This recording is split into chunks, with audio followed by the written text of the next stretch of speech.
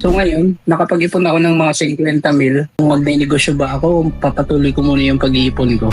Yan ang magandang tanong.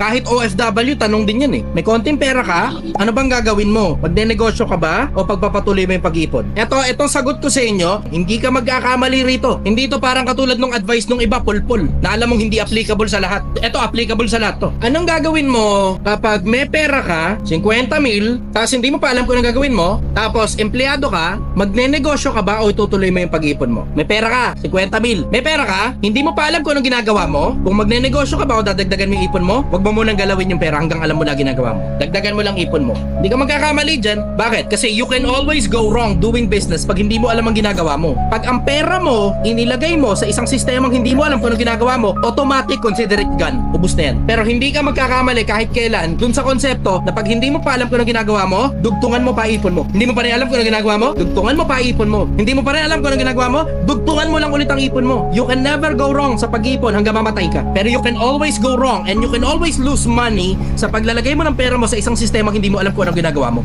Simple, no? Sobrang simple ng konsepto. Ang ibig sabihin yan, aralin mo muna kung anong gagawin mo. Pagpalagay mo, okay na at sapat na yung naaral mo para kumilos ka na, then that's the time para kumilos na. Pero barya-barya lang. Hindi pwedeng buong 50 may lalagay ko na rin dyan. 2,000 lang, 5,000 lang, 5%, 2% lang mismo nung kabuuan nung meron ka. Para malugi ka man, ayos lang. Even better, isabay mo ngayon sa paghahanap buhay mo. Bakit? Kasi yung paghahanap buhay mo, yun na nga yung paraan para magkaroon ka ng pera. Yun mismo yung paraan kung paano ka nakaipon. Ituloy mo ngayon yung hanap buhay mo habang binabanatan mo ngayon kung ano man yung gusto mong gawin sa ibang lugar. Yan, you can never go wrong. Hindi ka magkakamali sa ganyang sistema. Tuloy mo lang yung hanap buhay mo, mag-ipon ka lang ng tuloy-tuloy hanggat hindi mo pa alam ang ginagawa mo. Yung iba tanga eh. Magsisimula ka pa lang ng negosyo, hindi mo naman alam kung papaldo yan o hindi. Nag-resign ka kagad, bukas wala ka na ngayong pera, naubos ngayon doon sa pagnenegosyo mo dahil sa bills mo.